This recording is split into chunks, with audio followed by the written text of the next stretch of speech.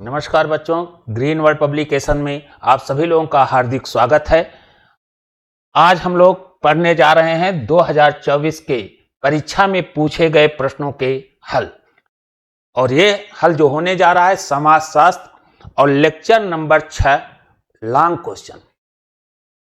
और in long क्वेश्चनों को शुरू करने के पहले एक बार जरूर मंथन करिए।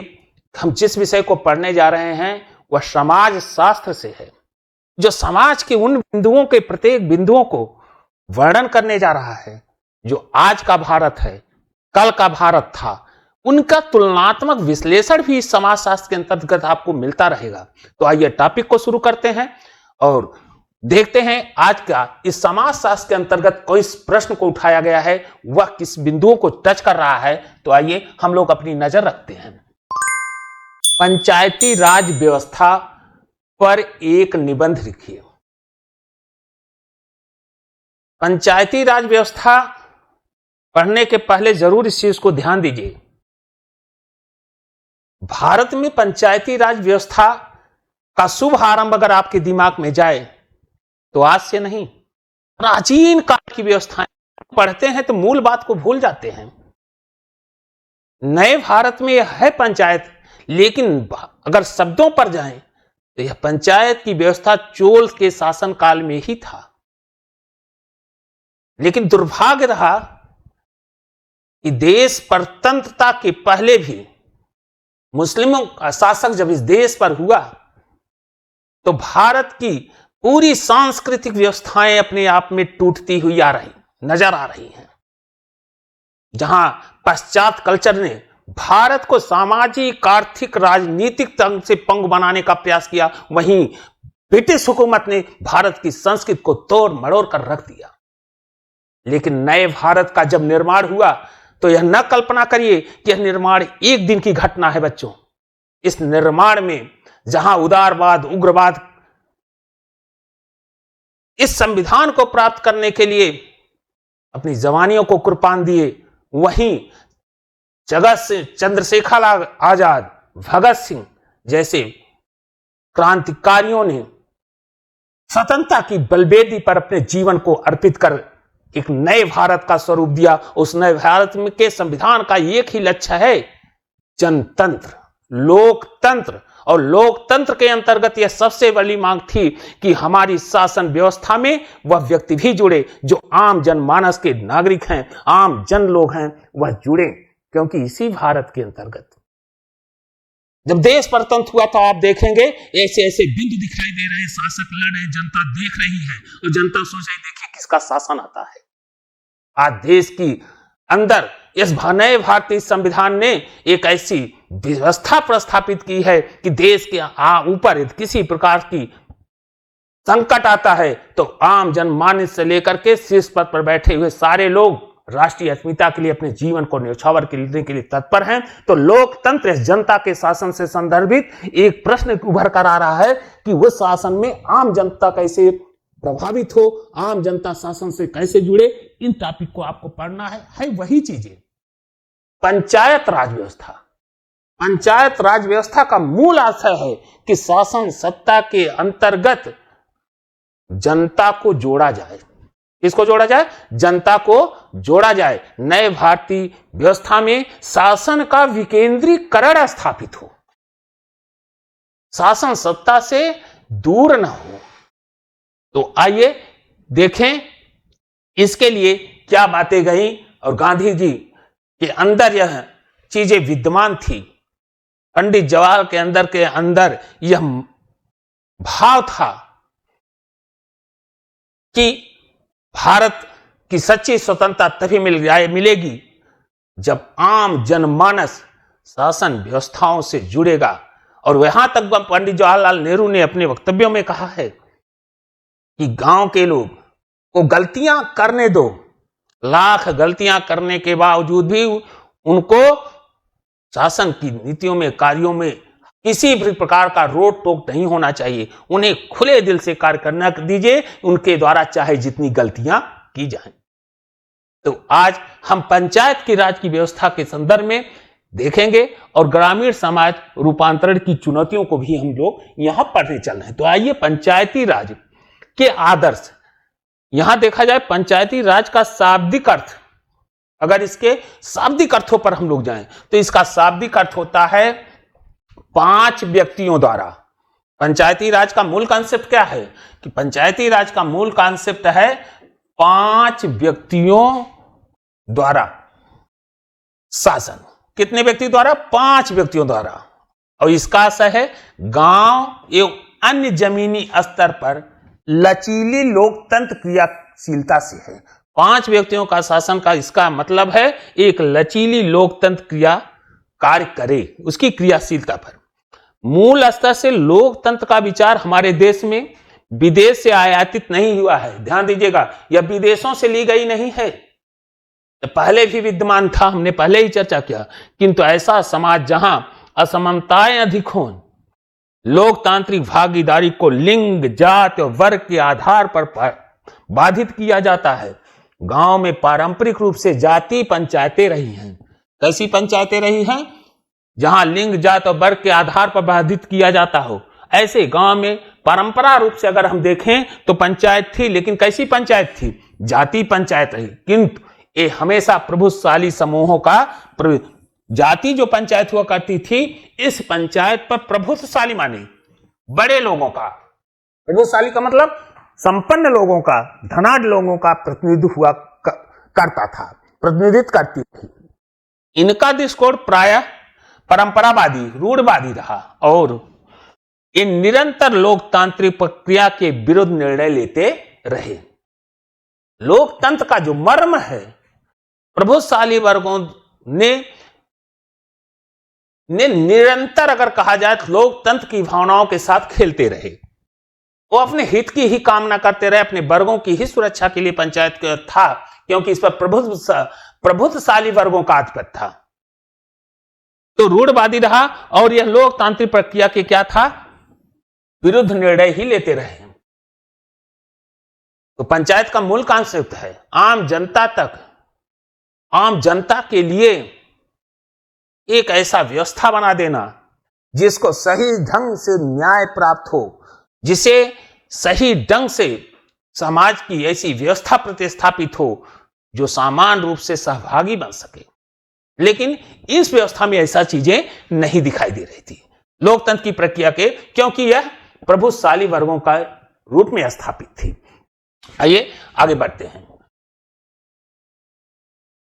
संविधान निर्माण के समय, यह तो पहले की थी बातें, पंचायत पहले था कैसे?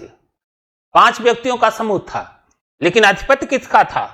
प्रभुशाली वर्गों का था। और प्रभुशाली होने के नाते क्या था? निश्चित तौर से आप कह सकते हैं कि वर्ग पर आधारित था। प्रभुशाली वर्ग जो थे उनका आधिपत्य होने के नाते यह लोकतंत्र से बिल्कुल विपरीत था। लेकिन नया संविधान, नए भारत का जब निर्माण हुआ, अर्थात संविधान के निर्माण के समय पंचायतों पर कोई विचार विमर्श ही नहीं किया गया। नए भारत के निर्माण के समय पंचायत पर कोई विचार विमर्श नहीं किया गया। अब इस अवसर पर नाम आता है कि डॉक्टर अंबेडकर ने, जब देश का संविधान बना तो आप लोग याद रखिएगा उस समय पंचायत की बात ही नहीं आई, पंचायत को संवैधानिक रूप में लाया ही नहीं गया, विचार विमर्श ही नहीं किया गया।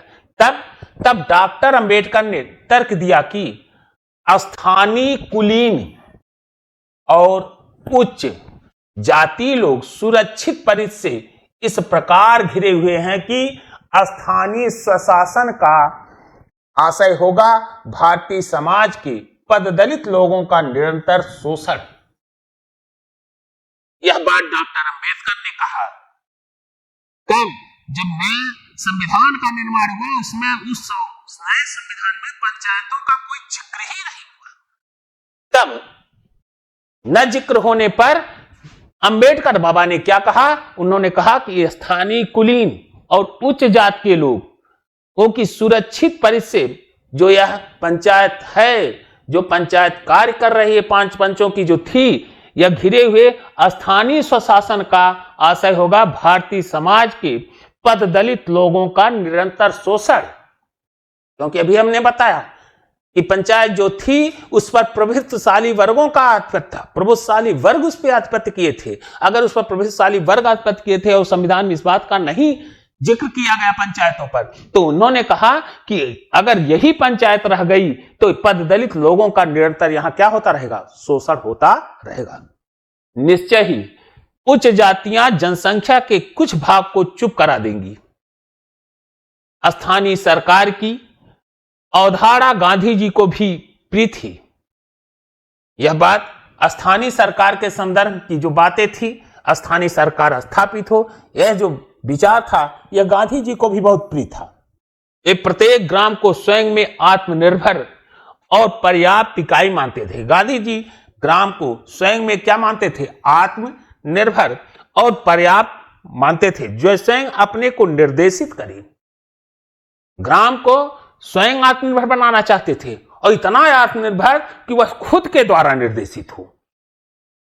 किसके द्वारा निर्देशित हो, खुद के द्वारा निर्देशित करे। ग्राम स्वराज को वे आदर्श मानते थे और चाहते थे कि स्वतंत्रता के बाद भी गांव में यही शासन चलता रहे। आइए अब थोड़ा सा हम लोग जानने का प्रयास करते हैं। यह मंशा थी अंबेडकर का, आपने गांधी जी का यहां जिक्र सुना। 1901 में विकेंद्रीकरण कमीशन ने, विकेंद्रीकरण आयोग ने या कमीशन ने पंचायतों को पुनर्जीवित करने की अनुशंसा की थी। 1901 में एक कमीशन बना, एक आयोग बना। उस कमीशन का नाम था, आयोग का नाम था विकेंद्रीकरण। और इस आयोग ने पंचायतों को पुनर्जीवित करने के लिए, पंचायत को पुनः स्थापित करने की अनुशंसा की। इन्होंने यह बात कही, भारत में पंचायती राज की पुनर्स्थापना स्वतंत्रता के बाद हुई। भारत में जो पंचायती राज की अनुशंसा 1901 में केंद्रीकरण के द्वारा किया गया था, इस पंचायत राज की पुनर्स्थापना स्वतंत्रता के बाद हुई। 1901 में किया गया, लेकिन इसकी पुनर्स्थापना कब हो रही है, स्वतंत्रता के बाद। और इसके लिए बलवंत राय मेहता की अध्यक्षता में पंचायत के लिए जो आयोग बना, विकेंद्रीकरण करने के लिए जो आयोग बना, उसके अध्यक्ष कौन थे, बलवंत राय मेहता। और बलवंत राय मेहता की अध्यक्षता में एक कमेटी गठित की गई, मतलब एक आयोग गठित किया गया। अब बलवंत मेहता के द्वारा जब कमेटी बनाई गई, किसके लिए, पंचायत को पुनर्स्थापित करने के लिए। अब कमेटी ने क्या सुझाव दिया, यहां सुझाव जा रहा है कि कमेटी ने सुझाव दिया कि लोकतांत्रिक विकेंद्रीकरण होना चाहिए। पंचायत पर पहली जो आयोग बनी वह कौन सी, बलवंत राय मेहता समिति। और बलवंत राय मेहता ने अपने रिपोर्ट में इस बात का जिक्र किया कि पंचायतों का विकेंद्रीकरण होना चाहिए और ग्रामीण क्षेत्र की सरकार स्वशासन के रूप में होनी चाहिए, स्वशासन के रूप में स्थापित होनी चाहिए। अब यहां देखिएगा 1901 में कमीशन ने पुनर्जीवित करने की अनुशंसा की थी, लेकिन अंग्रेजों के समय में इसे पुनर्जीवित करने की कोई प्रयास नहीं हुए, सफल कुछ नहीं किया गया। लेकिन जब भारत स्वतंत्र हुआ तो 1901 का विकेंद्रीकरण कमीशन या आयोग ने की अनुशंसा को स्वीकार करते हुए कह सकते हैं, बलवंत राय मेहता की अध्यक्षता में एक आयोग बनाया गया पंचायत के लिए। और कमेटी ने, इस बलवंत राय मेहता समिति ने लोकतांत्रिक विकेंद्रीकरण के लिए ग्रामीण क्षेत्रों की सरकार स्वशासन के रूप में होनी चाहिए। ग्रामीण क्षेत्रों की जो सरकार हो किस रूप में, स्वशासन के रूप में होनी चाहिए, यह रिपोर्ट में उन्होंने कहा। अब आती है बात 1958 में राष्ट्रीय विकास परिषद ने बलवंत राय मेहता कमेटी की सिफारिश को स्वीकार कर लिया। बलवंत राय मेहता की सिफारिश को स्वीकार कर लिया कौन, राष्ट्रीय विकास परिषद ने। और कब स्वीकार किया, 1958 में। 1958 में इन्होंने बलवंत राय मेहता ने क्या सुझाव दिया था? लोकतांत्रिक विकेंद्रीकरण स्थापित हो के रूप में हो। तो इनके रिपोर्ट को स्वीकार किया राष्ट्रीय विकास परिषद ने।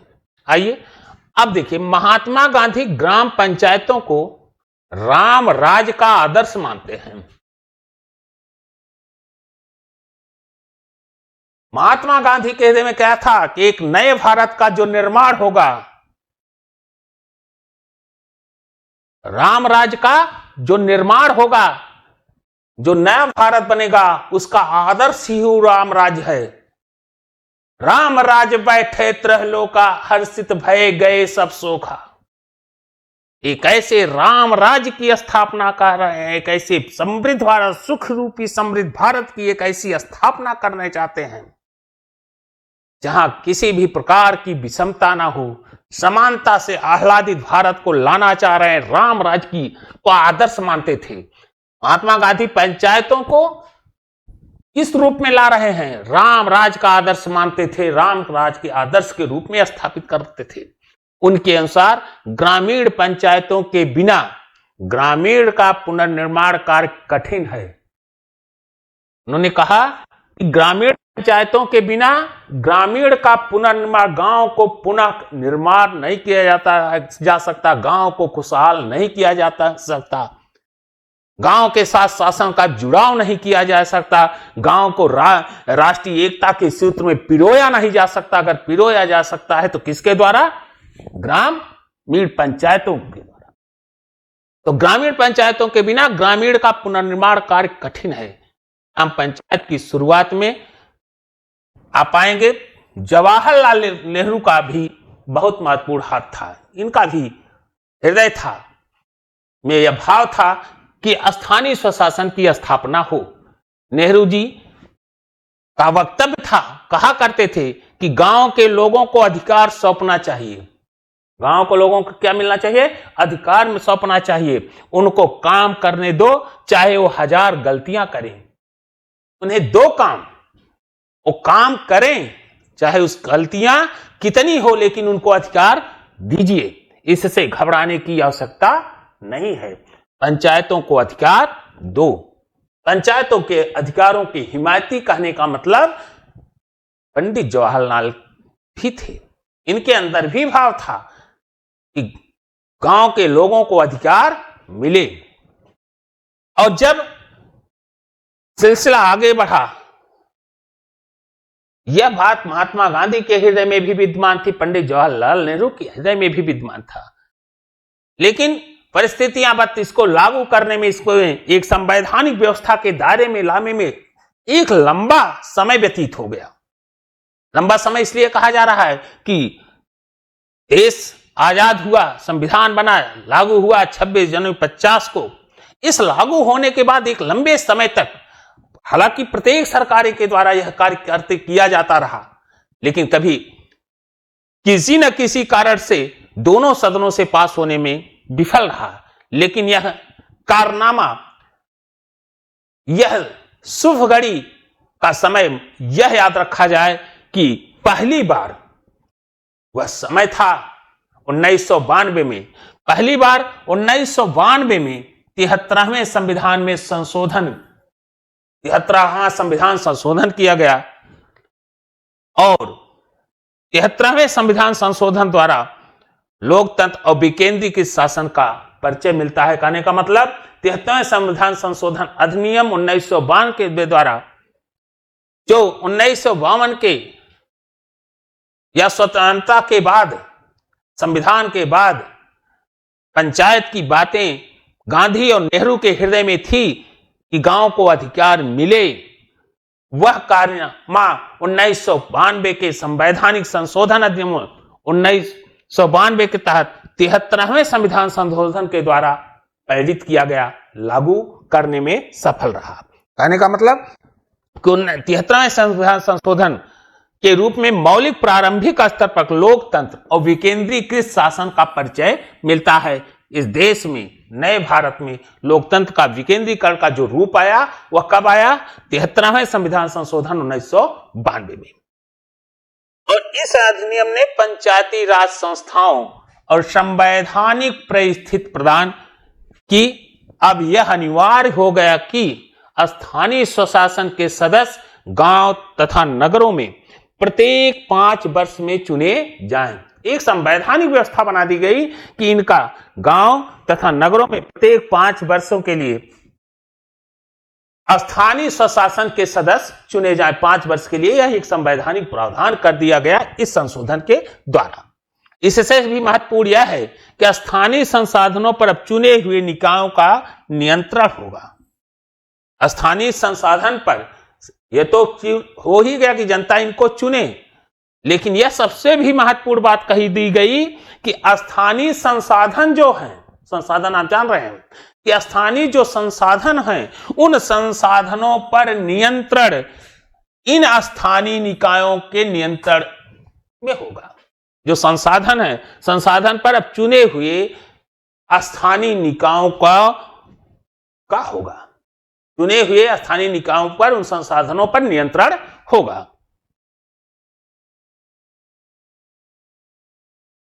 अब आगे देखें कि 73वें और 74वें संविधान संशोधन, 2 संशोधन लाए गए। कौन कौन से? 73वें और 74वें। दोनों स्थानीय स्वशासन से है।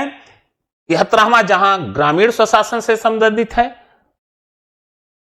ग्राम पंचायत से संबंधित है, वहीं 74वां संविधान संशोधन शहरी निकायों से संबंधित है। तो यही बात करा 73वें और 74वें संविधान संशोधन में ग्रामीण और नगरीय, शहरी दोनों ही क्षेत्रों में स्थानीय निकायों के सभी चयनित पदों में महिलाओं को 1/3 आरक्षण दिया।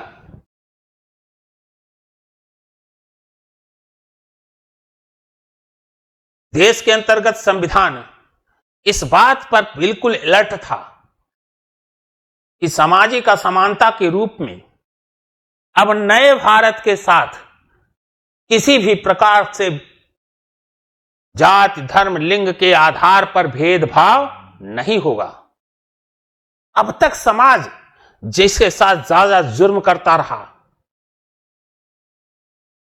उन समाज के उन लोगों पर उसका निगाह था कि उसे समाज की मूल धारा में लाया जाए, मूल सामाजिक व्यवस्था से जोड़ा जाए और उनका इस समाज में, इस देश के अंतर्गत अपने योगदान से इस देश को सिंचित करें।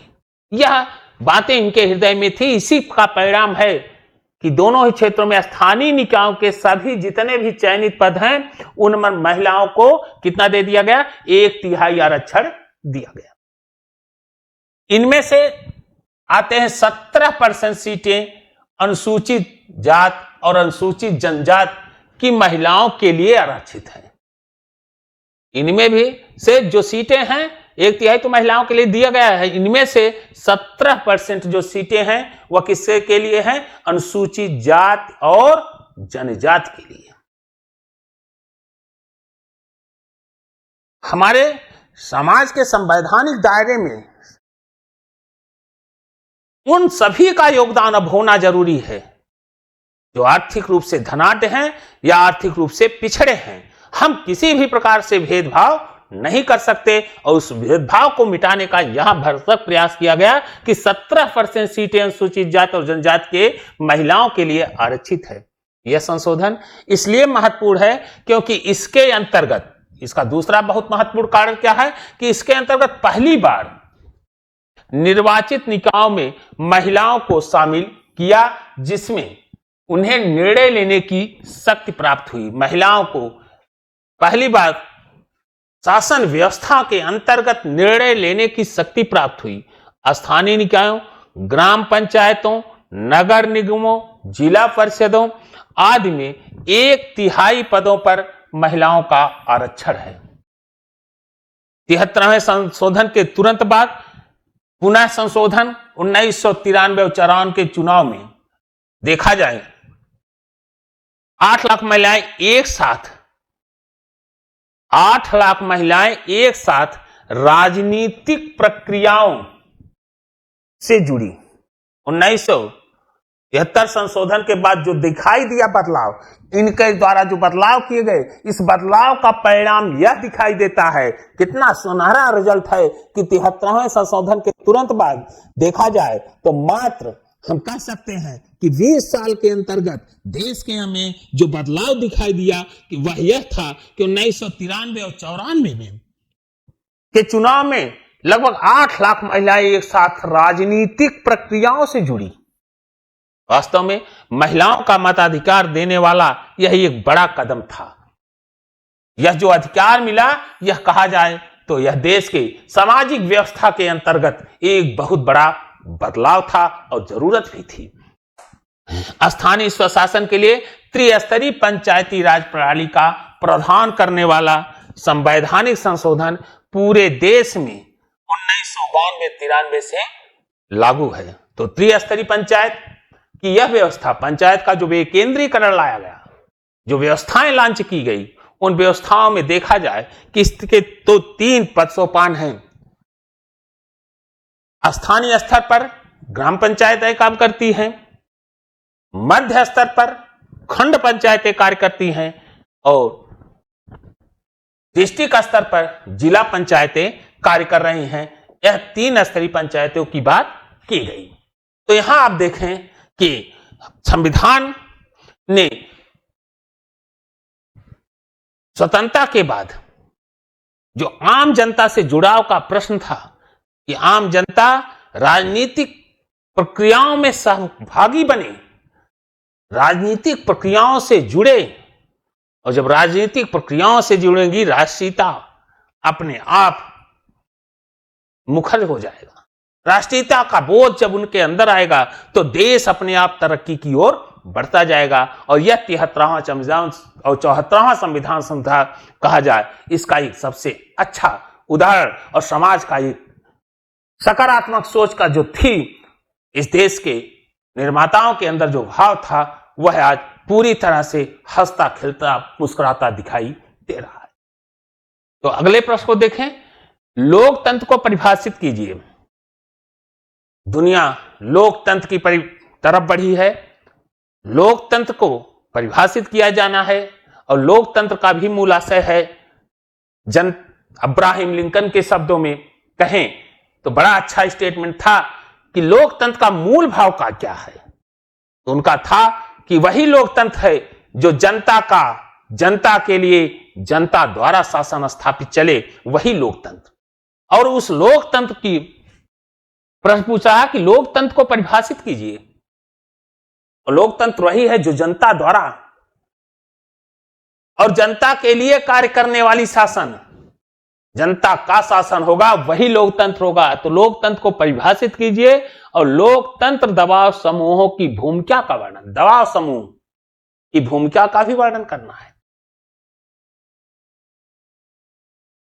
तो दबाव समूह का मूल आशय क्या है? लोकतंत्र में ऐसे ऐसे छोटे छोटे बड़े बड़े संगठन स्थापित हुए हैं जो शासन सत्ता में तो नहीं शरीक होना चाहते हैं। शासन सत्ता प्राप्त करना उनका किसी भी प्रकार का उद्देश्य नहीं है, लेकिन अपने हितों के लिए, अपने हितों की चाहत के लिए वे शासन सत्ता पर दबाव बनाते हैं, उनकी नीतियों को परिवर्तित करते हैं। यह लोकतंत्र में जो छूट मिली है संगठन बनाने की, जो व्यवस्थाओं को अपने ढंग से अनुरूप चलने की, इसका एक और भी नजरिया है कि इसी क्रम में एक दबाव समूह भी बनता है जो शासन की नीतियों पर समय समय पर क्या करता है, दबाव बनाता है। आइए हम लोकतंत्र को परिभाषित करें और लोकतंत्र में दबाव समूह की भूमिका का वर्णन कीजिए। तो सारे प्रश्नों का नेचर एक ही है, भारतीय लोकतंत्र में दबाव समूह की भूमिका का मूल्यांकन कीजिए, प्रजातंत्र में दबाव समूह की विवेचना कीजिए, लोकतंत्र को परिभाषित कीजिए, लोकतंत्र में राजनीतिक दलों की भूमिका क्या है। बढ़े तो अगला देखिए, राजनीतिक दल हमें जानना है, दबाव समूह और लोकतांत्रिक राजनीति। राजनीतिक दल, लोकतंत्र, दबाव समूह थोड़ा सा हमने चर्चा किया। अब यहां आप जाने राजनीतिक दल, यह राजनीतिक दल का संविधान में कहीं उल्लेख नहीं है, सबसे बड़ी बात है, लेकिन इसकी भूमिका को आप नकार नहीं सकते। इसकी भूमिका इतना ज्यादा महत्वपूर्ण है कि जनता और सरकार के बीच में एक कड़ी है।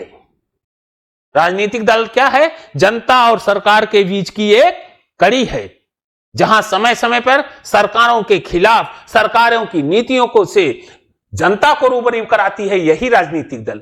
वहीं सरकार शासन सत्ता भी बनाती है, शासन सत्ता में सहभागी होती है, यह राजनीतिक दल। आइए थोड़ा सा हम लोग लिखेंगे कैसे इस विषय बिंदु को, इस पर आते हैं। पहला कि लोक सरकार के लोकतांत्रिक प्रारूप में राजनीतिक दल की भूमिका अदा करते हैं। अब आइए सरकार के लोकतांत्रिक प्रारूप में, यहां कह रहा सरकार का जो लोकतांत्रिक प्रारूप है, जो लोकतांत्रिक का सिस्टम है, इसमें राजनीतिक दल मुख्य भूमिका अदा करते हैं। क्या भूमिका अदा करते हैं? आइए ठीक है। एक राजनीतिक दल को निर्वाचन प्रक्रिया द्वारा, एक राजनीतिक दल को निर्वाचन चुनाव की प्रक्रिया के द्वारा सरकार पर न्यायपूर्ण नियंत्रण स्थापित करने की ओर उन्मुख संगठन के रूप में परिभाषित किया जा सकता है। कि राजनीतिक दल निर्वाचन प्रक्रिया के द्वारा सरकार पर न्यायपूर्ण नियंत्रण स्थापित करने की ओर उन्मुख एक संगठन के रूप में परिभाषित। कि राजनीतिक दल एक ऐसा संगठन जो सरकार पर नियंत्रण स्थापित करने के लिए किया जाता है। राजनीतिक दल एक ऐसा संगठन होता है जो सत्ता को हथियाने और सत्ता का उपयोग कुछ विशिष्ट कार्यों को संपन्न करने के से स्थापित है। भाई राजनीतिक ही दल हैं जो सत्ता को क्या करते हैं? प्राप्त करते हैं और सत्ता का उपयोग करते हैं और विशिष्ट कार्य को करना इनका एक मुख्य उद्देश्य होता है, लक्ष्य होता है। राजनीतिक दल समाज की कुछ विशेष समझ और यह कैसे होना चाहिए पर आधारित है। यह किस प्रकार से होना चाहिए यह आधारित होता है। लोकतांत्रिक प्रणाली में विभिन्न समूहों के हित, भाई किसी भी लोकतांत्रिक के अंतर्गत, किसी भी समाज के अंतर्गत अगर हम देखें तो बहुत ज्यादा समूह हैं, बहुत सारे संगठन हैं, सबके हित अलग अलग हैं, संगठनों के हित अपने अलग होते हैं। तो कह रहा है कि लोकतांत्रिक जो प्रणाली है, इस प्रणाली में विभिन्न समूहों के हित राजनीतिक दल द्वारा ही प्रतिनिधित्व प्राप्त करते हैं। अगर राजनीतिक दल के द्वारा ही उनको प्रतिनिधित्व प्राप्त होता है जो उनके मुद्दों को उठाते हैं। विभिन्न हित समूह राजनीतिक दलों को प्रभावित करते हैं। प्रत्येक हित समूह, प्रत्येक संगठन किसको प्रभावित करेंगे? राजनीतिक दलों को प्रभावित करने के लिए ही कार्य करेंगे। जब किसी समूह को लगता है कि उसके हित की बात नहीं की जा रही है तो वह एक अलग दल बना लेता है। हित समूह ही किसको प्रभावित कर रहा है? हित समूह किसको, दबाव समूह किसको प्रभावित कर रहा है? राजनीतिक दल को। अगर यही दबाव समूह राजनीतिक दल को जो प्रभावित करने में अक्षम हो जाता है या राजनीतिक दल दबाव समूह की बात मानने से इनकार कर देता है तो दबाव समूह अपना राजनीतिक पार्टियां भी बना सकती है या सरकार उस पार्टी की विपक्ष में रह सकती है। तो यह कार्य किसका है? दबाव समूह का। तो अलग दल बना लेता है या फिर दबाव समूह बना लेते हैं जो सरकार से अपनी बात मनवाने की कोशिश करते हैं। हित समूह राजनीतिक क्षेत्र में कुछ निश्चित हितों को पूरा करने के लिए बनाए जाते हैं। हित समूह, दबाव समूह, कुछ इनके अपने निश्चित उद्देश्य होते हैं और उसी उद्देश्य को प्राप्त करने के लिए बनाए जाते हैं। इनका मुख्य लक्ष्य होता है कि राजनीतिक दलों को जो शासन सत्ता पे स्थापित है उसे प्रभावित करके अपने हित को साधा जाए। ये प्राथमिक रूप से वैधानिक अंगों के सदस्यों का समर्थन प्राप्त करने के लिए बनाए जाते हैं।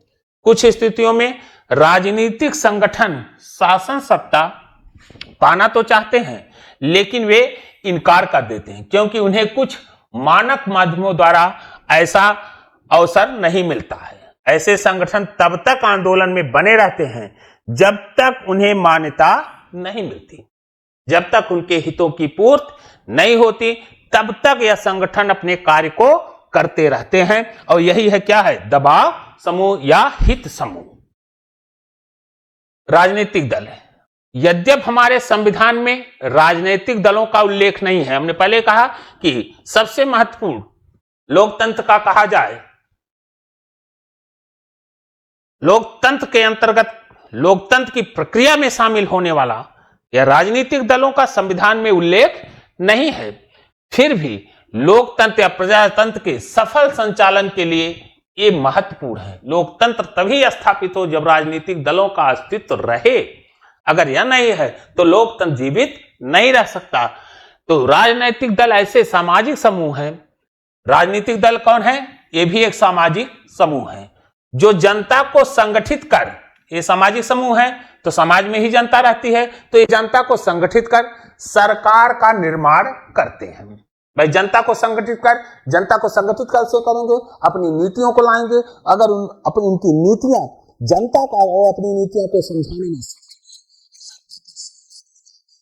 जनता को अपनी नीतियां बताएंगे, अपने एजेंडे बताएंगे। अगर उन एजेंडों पर जनता सहमत हो गई, मुहर लग गया, तो ये क्या करते हैं? ये सरकार का निर्माण करते हैं। तो जनता के सिद्धांत द्वारा राज्य का शासन संचालित करते हैं।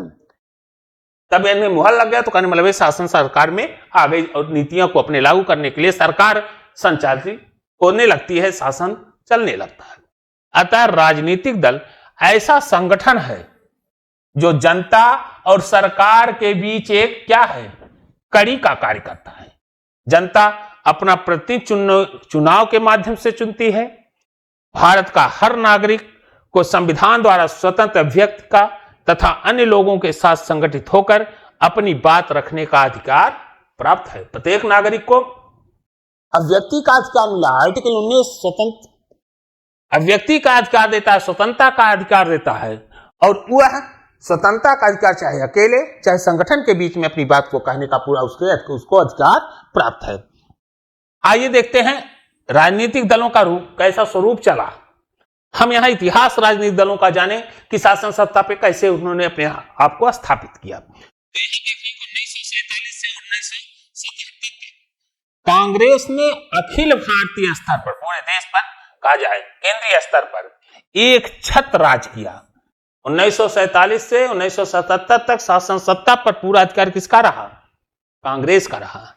केवल कांग्रेस ही इस दौरान एकमात्र शासक दल रहा।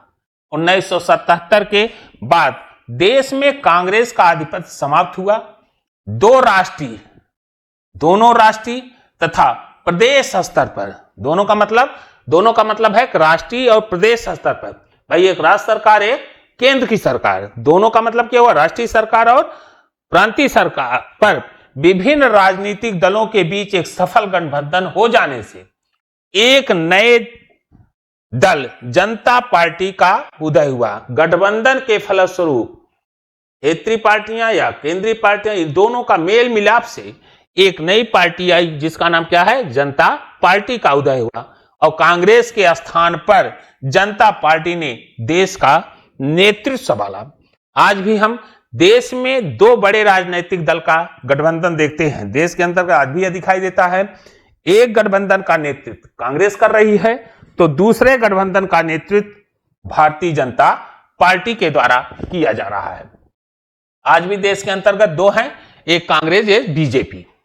आज वामपंथी दलों और बहुत सारे क्षेत्रीय दलों ने भी अखिल भारतीय राजनीतिक दल का दर्जा प्राप्त कर लिया है। इन दो दलों के अलावा वामपंथी दल और बहुत सारे क्षेत्रीय दलों को भी अखिल भारतीय राजनीतिक दल का दर्जा प्राप्त हुआ है। स्वतंत्रता के बाद के दशकों में कई व्यवसायिक समूहों जैसे वकीलों ने राजनीति में अपना प्रभुत्व कायम किया था, लेकिन अब इनका प्रभुत्व धीरे धीरे समाप्त हो रहा है और इसका स्थान बड़े किसान और मध्यम वर्ग ने ले लिया है। स्वतंत्रता के समय राजनीतिक दलों पर दिखाई देता है कि बहुत सारे वकीलों का प्रभुत्व था, लेकिन धीरे धीरे यह स्थान अगर हम देख रहे हैं तो किसानों और मध्यम वर्गों ने ले लिया है। राजनीतिक दल चुनाव में भाग लेते हैं, वे अपनी नीतियों और कार्यक्रमों को जनता के सामने रखते हैं। अभी हमने चर्चा किया था, इनका कार्य है अपने एजेंडों को लाना और उनकी नीतियों और कार्यक्रमों को जनता के सामने रखना, जिससे जनता को विभिन्न दलों के प्रत्याशियों में से एक उचित प्रत्याशी के निर्वाचन में सरलता होती है। राजनीतिक दल जनता के हितों का प्रतिनिधित्व करते हैं और शक्ति अर्जित करने की होड़ में लगते हैं। भाई जनता के लिए जनता द्वारा शासन है, तो पूरी संविधान की शक्ति कहां निहित है? जनता में। तो राजनीतिक दल शक्ति को प्राप्त करने के लिए जनता की इच्छाओं को के अनुरूप एक अपने एजेंडे को जो लाते हैं, अगर उस एजेंडे को जनता की इच्छाओं ने स्वीकार कर लिया तो उनके पास शक्तियां चली जाती हैं। तो यहां कह रहा है कि हितों का प्रतिनिधित्व करते हैं और शक्ति अर्जित करने की होड़ में लगे रहते हैं। राजनीतिक दल शक्ति अर्जित करने के लिए प्रायः जात, धर्म जैसे तत्वों का सहारा लेकर अनुचित लाभ भी उठाते हैं। यह एक दुखद की बात है कि जनता के मनोभाव को रखते हुए कभी कभी राजनीतिक दल जात और धर्म का सहारा लेकर के इसका हम कह सकते हैं अनुचित लाभ उठाते हैं, क्योंकि ये दोनों ही तत्व मानवीय भावनाओं से जुड़े होते हैं। कौन कौन? ये दो तत्व ऐसे हैं जो मानव की अपनी जाति और धर्म वह भावनाओं से प्रेरित है और इसका सहारा लेकर के राजनीतिक दलों के द्वारा मैदान में उतरते हैं और इस मनोभाव के द्वारा जनता को अपनी तरफ खींचते हैं। भारत में वोट की राजनीति में जाति को आधार बनाया जाता है। हम देख रहे हैं भारत में आज भी वोट प्राप्त करने का एक और भी साधन हो गया है जाति। धर्म के आधार, जात और धर्म के आधार पर हम वोट लेने का प्रयास करते हैं। दबाव समूह, हित समूह, ये दोनों, चाहे आप दबाव समूह कह लीजिए, चाहे आप क्या कहोगे हित समूह, चाहे दबाव समूह कहिए चाहे क्या कहिए हित समूह, सार्वजनिक नीति को प्रभावित करने के उद्देश्य से निर्मित निजी गुट होते हैं। दबाव समूह और हित समूह क्या है? एक निजी गुट है जो अपना हित साधना चाहते हैं। औद्योगिक, व्यवसायी, वाणिज्य, श्रमिक तथा अन्य समुदाय के समूह विधि निर्माण तथा प्रशासनिक कार्यों को प्रभावित करने का प्रयत्न करते हैं। यह दबाव समूह औद्योगिक व्यवसायी भी हो सकते हैं, वाणिज्यिक, श्रमिक, अन्य समुदायों के समूह, इनका काम विधि निर्माण और प्रशासनिक कार्यों को क्या करते हैं? प्रभावित करने का प्रयास करते हैं, जिससे उनके हित अधिक से अधिक सुरक्षित रह सकते हैं। कुछ सब दबाव डालने वाले वर्ग इस प्रकार के भी हैं जो प्रत्यक्ष रूप से तो कोई राजनीतिक दबाव नहीं डालते कि समान संरचना के साथ वे इतने महत्वपूर्ण संबंध रखते हैं कि वे राजनीतिक विकास को प्रभावित किए बिना नहीं रह सकते हैं। जैसे धार्मिक, अल्पसंख्यक वर्ग, सरकारी अधिकारियों के वर्ग आदि। भारत में हित समूहों का विकास पश्चात देशों की तरह नहीं हुआ है। यहाँ प्रमुख तौर पर निम्न प्रकार के दबाव समूह या हित समूह पाए जाते हैं। जैसे पश्चात कल्चर में है दबाव समूह, हित समूह इस रूप में नहीं पाए जाते। ये कुछ इनके अपने हित अलग ढंग से हैं।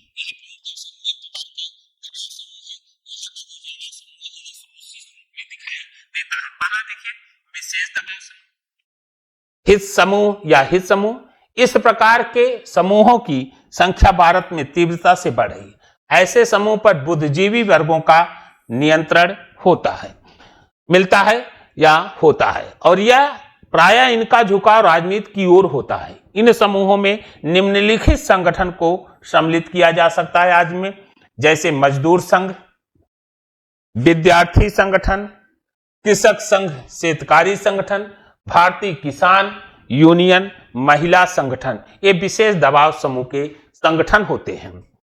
एक ऐसे संगठन है, यह एक विशेष प्रकार के संगठन हैं। अगला देखें, सांप्रदायिक या धार्मिक संगठन भी हैं। ऐसे समूह जो विशेष संप्रदाय अथवा धर्म के हितों की हित करते हैं, धर्म के हितों की रक्षा हेतु बनाए जाते हैं।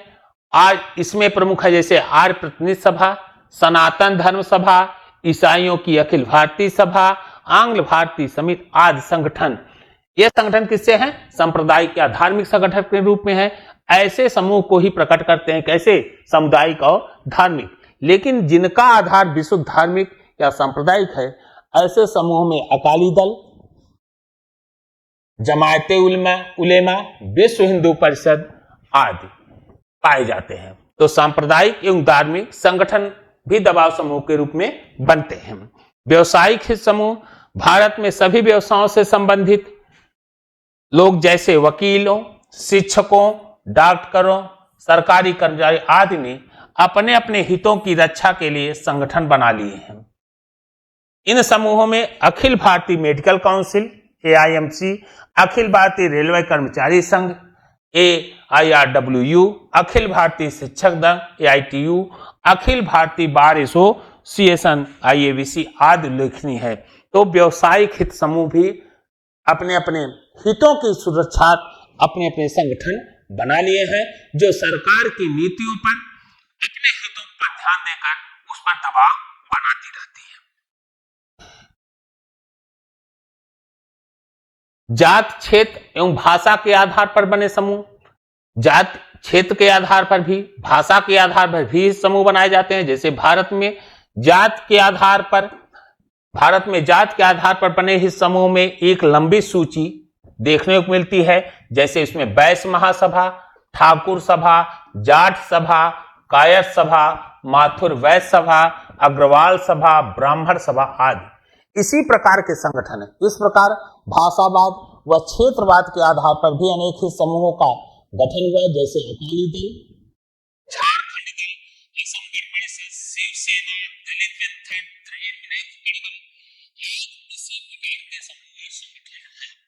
गांधीवादी संगठन देश के अंतर्गत हित समूहों के रूप में अनेक ऐसे संगठन भी क्रियाशील हैं जो गांधी के सिद्धांतों व आदर्शों का प्रचार प्रसार करते हैं। इसके अंतर्गत सर्वोदय समाज, सर्व सेवा संघ, हिंदुस्तानी प्रचार सभा, हरिजन सेवक संघ आदि संगठनों का विशेष तौर पर उल्लेख किया जा सकता है। श्रमिक संघ, ट्रेड यूनियन, भारत जैसे विकासशील देशों में राष्ट्र में श्रमिकों की चेतना के बढ़ते प्रभाव ने अनेक श्रम संघों के निर्माण में महत्वपूर्ण योगदान दिया है। आज मजदूरों की प्रबंधन में सहभागिता की चेतना बढ़ रही है। आए दिन हड़ताल, काम का बहिष्कार, तालाबंदी आदि विदित होता है। इनसे यह विदित होता है कि श्रमिक वर्ग संघ ऐसा दबाव या हित समूह है जिसमें प्रबंधकों के साथ, श्रमिक एक ऐसा दबाव या हित समूह है जो प्रबंधकों के साथ, मैनेजमेंट के साथ, सरकार को भी उनके हितों की पूर्ति के लिए सोचने को विवश होना पड़ता है। ट्रेड यूनियन का संबंध मजदूर संगठनों से रहता है तथा इनकी देश की राजनीति में महत्वपूर्ण भूमिका मानी जाती है। इन ट्रेड यूनियनों में सदस्यों की संख्या बहुत अधिक पाई जाती है। इसी के प्रभाव से सरकार को इनके हितों को पूरा ध्यान देना पड़ता है। ट्रेड यूनियन पर सरकार को बहुत ध्यान देना पड़ता है। मतलब संगठनों का जो दबाव है, उन संगठनों का पर भी सरकार की निगाहें रहती हैं और सरकार उन्हें पूरी तरह से इग्नोर नहीं कर सकती। व्यवसायिक समूह, भारत में स्वतंत्रता के पहले और स्वतंत्रता के बाद दोनों स्तर पर अगर देखा जाए तो व्यापारिक संगठन है, उनमें नए संघ का निर्माण कम ही है। परंपरागत संगठनों में जैसे टाटा, बिरला, डालमिया आदि परिवारों ने देश व व्यापार और व्यवसाय को अपने हाथों में केंद्रित कर रखा है। इसमें व्यापारिक जातियां भी हैं, जैसे मारवाड़ी, जैन, पारसी, चट्टियार, अग्रवाल समाज आदि। नए औपचारिक संगठनों में CIL, एसोचैम, FCCI व्यापारिक संघों का नाम लिया जा सकता है, जो व्यापारिकों के हितों को ध्यान में रखते हैं। इन व्यापारिक संगठनों की सार्वजनिक नीति पर महत्वपूर्ण दबाव एवं भूमिका रहती है। तो ये सारे संगठन आप देख रहे हैं कि अपने अपने हितों को ध्यान पर रखते हुए सरकार कोई ऐसी नीतियां ना बना सके जो इनके हितों को पर बुरा प्रभाव रखें, कोई ऐसे या किसी ऐसी नीतियों की मांग सरकार पर कर सकते हैं जो इनके हितों से संबंधित है। लोकतांत्रिक राजनीति, आज भारत एक बहुदलीय प्रणाली वाला देश है। इन्हीं दलों के द्वारा लोकतांत्रिक, आज भारत के अंतर्गत जो दल प्रणाली है वह किस प्रकार से है? बहुदलीय प्रणाली। और इन्हीं दलों के द्वारा लोकतांत्रिक राजनैतिक व्यवस्था का संवर्धन और परिमार्जन होता है। बहुत सारे राजनीतिक दल हैं और इन दल द्वारा लोकतांत्रिक राजनीतिक व्यवस्था का संवर्धन, विकास और परिमार्जन होता है। 1996 के आम चुनाव में आप देखिए 14 राष्ट्रीय दल चुनाव आयोग द्वारा मान्यता दी गई थी। बहुत सारे बहुदलीय प्रणाली का संदर्भ बताया जा रहा है कि भारत में किस प्रकार की लोकतांत्रिक प्रणाली है, बहुदलीय। आज हम देखें तो 96 के चुनाव में यहां जिक्र किया जा रहा है कि 14 राष्ट्रीय दलों को चुनाव आयोग द्वारा मान्यता दी गई थी, जबकि पूरे देश में 442 ऐसे राजनीतिक दल थे जिन्हें राष्ट्रीय दल के रूप में मान्यता नहीं थी। 14 राष्ट्रीय दलों के रूप में थी और 442 राजनीतिक दल थे जिन्हें राष्ट्रीय दल के रूप में मान्यता थी ही नहीं। किसी भी राजनीतिक दल को आम चुनाव में किसी भी राजनीतिक दल को आम चुनाव में जब मत पड़े, कुल पड़े वैध मतों के कम से कम 4 राज्यों में 4%, कितने राज्यों में राजनीतिक दल को आम चुनाव में जो मत पड़ रहे थे उस मतों में वैध मतों के कम से कम 4 राज्यों में 4% या उससे अधिक मत मिलने पर उस पार्टी को चुनाव आयोग के द्वारा राष्ट्रीय दल के रूप में मान्यता दी जाती है। यहां क्या कहा गया, कोई भी जब आम चुनाव होता है तो आम चुनाव में जो वैध मत मतलब कुछ मत गलत हो जाते हैं, गलत पड़ जाते हैं, गलत पड़ने का मतलब उनका जो बताया जाता है उस ढंग से नहीं हो जाते, गलत नंबर दब जाते हैं, गलत सिस्टम से चुनाव निर्वाचन करते हैं। तो कह रहा है कि कोई भी किसी भी राजनीतिक दल को आम चुनाव में कुल वैध मत जितने सही मत पड़े हैं उन मतों में कम से कम 4%, कुल कम से कम कितना, 4 राज्यों में, कम से कम 4 राज्यों में 4% या उसे अधिक मिलने पर ही उस चुनाव आयोग द्वारा उन्हें राष्ट्रीय दल के रूप में मान्यता मिलती है। अब संविधान की संरचना तथा राजनीतिक दलों की सक्रियता के बीच पनपने वाले संबंधों के द्वारा ही लोकतांत्रिक राजनीति की क्रियाशीलता सुनिश्चित होती है।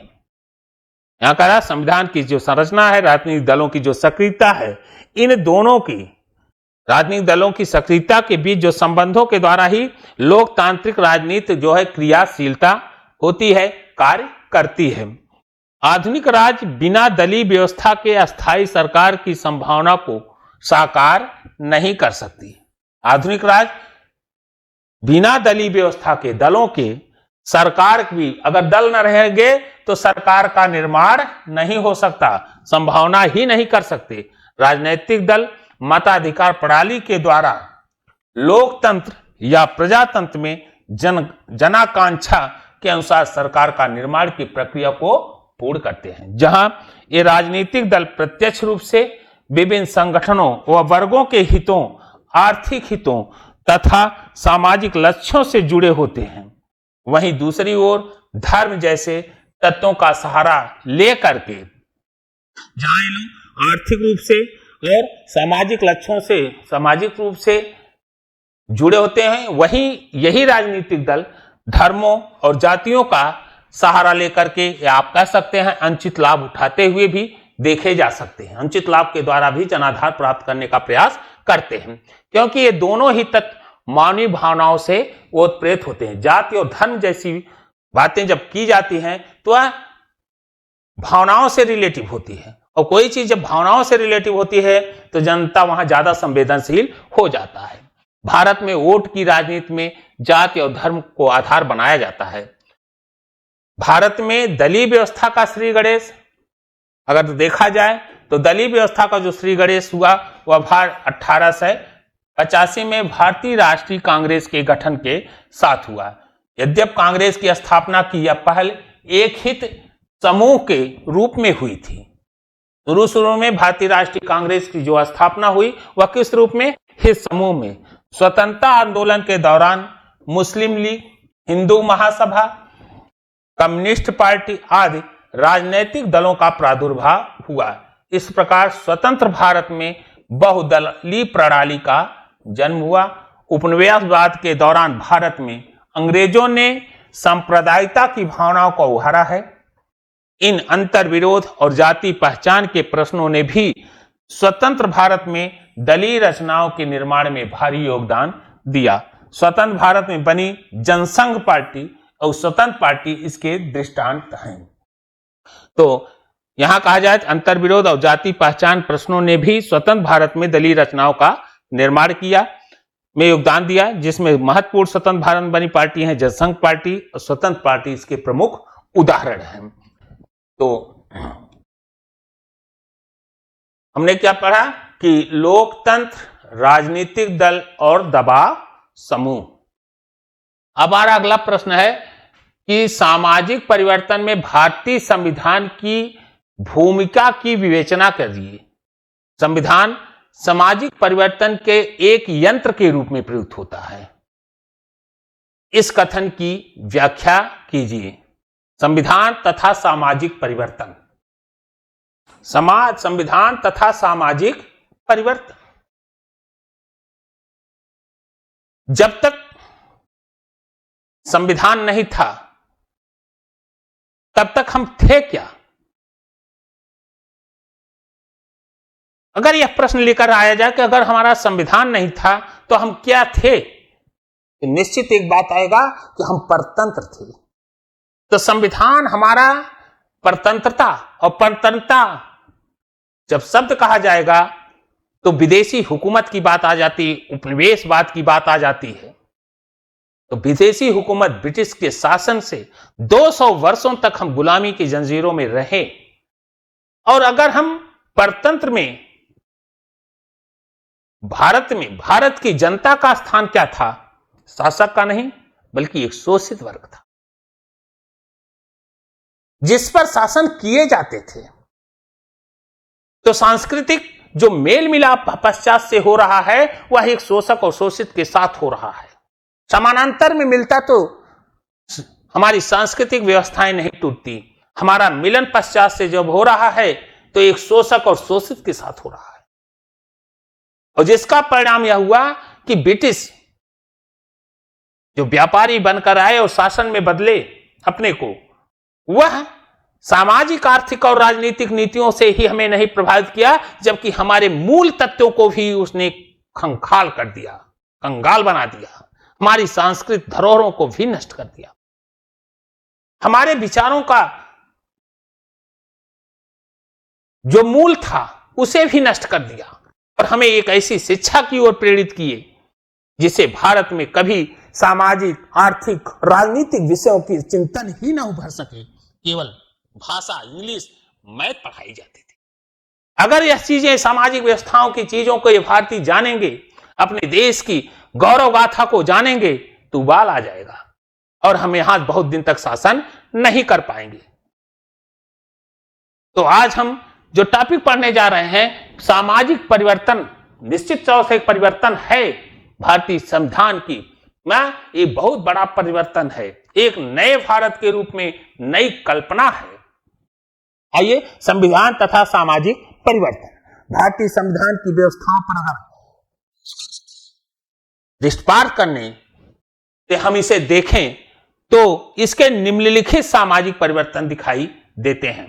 अगर हम संविधान की व्यवस्थाओं पर दृष्टिपात करने से हमें बहुत सारे सामाजिक परिवर्तनों का पता चलता है। चलिए, बिंदुवार दिया गया है कि भारत के संविधान में पहली बार देश के नागरिकों को, भारत के संविधान में पहली बार देश के नागरिकों को क्या मिला? मौलिक अधिकार। इसके पहले विदेशी में यह अधिकार हमें प्राप्त नहीं था। अपने ही देश में हम अपने आप पराये हो गए थे, अपने ही देश में अपने आप में हम पराये महसूस कर रहे थे। प्रदान की गई विधिक समानता, कानूनी समानता नहीं थी। ब्रिटिश के लिए दूसरे कानून, हम भारतीयों के लिए एक अलग कानून था। जजों का निर्णय बड़ा ही असमानतापूर्ण था। विधिक समानता एवं विभिन्न प्रकार के इन मौलिक अधिकारों की व्यवस्था से नागरिकों के विकास के पूरे अवसर प्राप्त हुए। यह जो अधिकार मिले, इसे प्रत्येक नागरिक को अपने व्यक्तित्व का विकास करने का पूर्ण अवसर प्राप्त हुआ, जो हम कह सकते हैं कि एक सामाजिक परिवर्तन लाने में बहुत सहायक हुआ। और यह सहायक कौन हुआ? भारत का संविधान। इसी प्रकार संविधान में वर्णित राज्य के आते हैं दूसरे बिंदु पर, नीति निर्देशक तत्व। नीति निर्देशक का जो तत्व है, इसका जो सिद्धांत है, यह लोगों के कल्याण को बढ़ावा देते हैं। यह राज्य का दायित्व हो गया। शासन सत्ता पे स्थापित शासन सरकार का दायित्व है कि अगर वह नीति निर्देशक तथ्यों को लागू करते हैं तो यह देश एक कल्याणमयी राज्य के रूप में स्थापित हो जाएगा, जिससे उन्हें सामाजिक, आर्थिक, राजनीतिक न्याय हासिल होता है। यह सामाजिक परिवर्तन की दिशा में कहा जाए एक महत्वपूर्ण परिवर्तन है। देश की शासन व्यवस्था के अंतर्गत उसका कहा गया राज्य का नीति निर्देशक क्या है? राज्य का एक कर्तव्य है। अगर राज्य इस कर्तव्य को पूरा करेगा तो देश लोक कल्याणकारी राज्य की तरफ अपने आप बढ़ जाएगा और देश लोक कल्याण की तरफ बढ़े। यही शासन सत्ता की क्या थी? मंशा थी। तो आगे बढ़ते हैं। तीसरे बिंदु पर हम चर्चा करें तो संविधान में स्वतंत्र न्यायपालिका। स्वतंत्र न्यायपालिका पहली बार देश के अंतर्गत स्वतंत्र न्यायपालिका की व्यवस्था कर लोगों को न्यायपालिका का संरक्षण प्रदान किया गया। अधिकारों के हनन और अन्याय व अत्याचार के विरुद्ध लोग न्यायालय में अपना पक्ष रख सकते हैं। संविधान में समानता का अधिकार दिया गया, इसलिए कानून के सामने सब बराबर हैं। यह सामाजिक परिवर्तन का एक प्रबल कारक है। स्वतंत्र न्यायपालिका की मंशा ही थी सबको स्वतंत्र रूप से न्याय मिले, लेकिन विकृतियां नए भारत में आज बहुत सारी विकृतियां भी पनप रही हैं और इस विकृतियों की अगर पनप रहे हैं तो मूल कारण पर अगर हम जाएंगे तो एक चीज सत्य कहा जा सकता है कि धनी व्यक्ति नैतिकता का बोध धन से हो। निश्चित है यह सत्य बात है कि धन से नैतिकता को नहीं प्राप्त किया जा सकता। धन की चाहत धन को ही बढ़ाती है। ऐसे तमाम उदाहरण आते हैं जो हमारी संस्थाओं में जो माना जाता है कि एक अच्छे ऐसो आराम से जीवन का यापन कर रहे हैं, जब वहां से ऐसी बदबूएं आती हैं कि धनाढ्यता के नाते उनके नैतिकता का पतन होता दिखाई देता है, तो समाज के अंदर बड़ा ही ग्लानि उत्पन्न होता है। व्यवस्थाओं में व्यवस्था बनाने वालों के अंदर जब यह भावनाएं आम जनता से नहीं जुड़ पाती और वे अपने नैतिक मूल्यों को नहीं समझ पाते, तो संस्थाओं से ही के अंदर अगर नैतिक मूल्य का अभाव हो जाएगा तो कोई भी कानून कितना भी अच्छा होगा वो अच्छा स्थापित नहीं हो सकता। आज एक समाज के अंतर्गत यह जो कठिन परिस्थितियों से गुजर रहा है कि जब हम न्याय के दरवाजे पर जाते हैं, न्याय की भीख के लिए जाते हैं, न्याय मिलेगा, तो न्याय का एक जो सिस्टम दिखाई देता है वह न्याय के रूप में निर्णय आते हुए जो लगने लगता आम जनता महसूस कर बैठी है, यह बड़ा ही दुखद की बात है। लेकिन संविधान की जो संकल्पना थी वह यह थी, क्या थी कि एक स्वतंत्र न्यायपालिका होगा जहां आम जनमानस को सब कानून ऐसा मिलेगा जो सबको समान बराबर मानेगा और समान मानते हुए सामाजिक मानेगा और जिससे सामाजिक परिवर्तन होगा। किसी के साथ अन्याय नहीं होने दिया जाएगा। भारतीय संविधान में पहली बार लोगों को बिना किसी भेदभाव के वयस्क मताधिकार, यहां कोई भेदभाव नहीं, राजनीतिक अधिकार देकर प्रजातांत्रिक मूल्यों में अपनी आस्था व्यक्त की है। यह एक ऐतिहासिक घटना है। पहली बार लोगों में किसी भी प्रकार का भेदभाव न होकर के राजनीतिक अधिकार मिले हैं। जहां आज किसी भी व्यक्ति को वोट देने का अधिकार है, वही ये भी है कि वह वोट प्राप्त भी कर सकता है। जहां एक मतदाता के रूप में है, कल जनप्रतिनिधि के रूप में भी पहुंच सकता है। यह अधिकार संविधान की धारा में आते हैं 244 खंड 1 और 2 में तथा 275 2 1 और 2 के तहत दलित, पिछड़ों अर्थात क्रमशः अनुसूचित जात और जनजात एवं अन्य शोषितों के लिए सरकारी नौकरियों में आरक्षण की व्यवस्था कर संरक्षणवादी तरीकों से सामाजिक परिवर्तन करने की दिशा में भी प्रयास किया गया है। यही बहुत बड़ा परिवर्तन है कि जो ऐसे व्यक्ति जो समाज की मुख्य धारा से दूर हो गए हैं, हट गए हैं, समाज की मुख्य धारा में नहीं आ सकते, उन्हें संरक्षणवादी नीति के तहत उन्हें संरक्षण देकर के समाज की मुख्य धारा में जोड़ने का प्रयास किया जा रहा है। भारतीय संविधान के 14वें अनुच्छेद में जहां देश की सभी महिलाओं को और पुरुषों को राजनीतिक, आर्थिक, सामाजिक क्षेत्र में समान अधिकार और अवसर प्राप्त हैं, वहीं अनुच्छेद 15 में लिंग के आधार पर व्यक्ति के साथ भेदभाव में रोक है। अनुच्छेद 15(3) राज्य में महिलाओं के हितों के लिए अलग से नियम बनाने का अधिकार देता है। संविधान के अंतर्गत बनाया गया राष्ट्रीय महिला आयोग भी महिलाओं के कल्याण की दिशा में महत्वपूर्ण कार्य कर रहा है। महिलाओं की प्रगति और विकास सामाजिक परिवर्तन की एक क्या है, कड़ी है। समाज में सबको एक ऐसे पायदान पर लाना जिसके सभी लोगों के व्यक्तित्व का विकास हो सके, यह एक बहुत बड़ा, कहा जाए, संविधान के आने के बाद एक सामाजिक परिवर्तन होता है। संविधान के अनुच्छेद 15(3) के अंतर्गत राज्य को महिलाओं की तरह बच्चों के हितों के लिए भी अधिकार देता है। अनुच्छेद 24 14 वर्ष से कम आयु के बच्चों को किसी कारखाने, खदान और दूसरे खतरनाक संस्थानों में कार्य करवाने पर पूर्णतः निषेध है। इसी प्रकार अनुच्छेद 45 को नीति निर्देशक तत्व का जो आर्टिकल है, वहां कहा गया 14 वर्ष की आयु तक के सभी बच्चों को मुफ्त एवं अनिवार्य शिक्षा देने की बात कही गई है। ये सब क्या है? यही सब तो हैं सामाजिक परिवर्तन की दिशा में एक संविधान के आने के बाद एक महत्वपूर्ण परिवर्तन हुआ है कि जहां बच्चों, महिलाओं या समाज में ऐसे वर्ग जो निम्न रूप से पिछड़े हैं, उन्हें मुख्य फायदान, मुख्य सामाजिक धाराओं में लाया जाए, यह एक सामाजिक परिवर्तन है। संविधान का अनुच्छेद 350 ख के तहत भाषाई अल्पसंख्यकों के कल्याण के लिए 15 सूत्री कार्यक्रम सामाजिक परिवर्तन का द्वार खोलते हैं।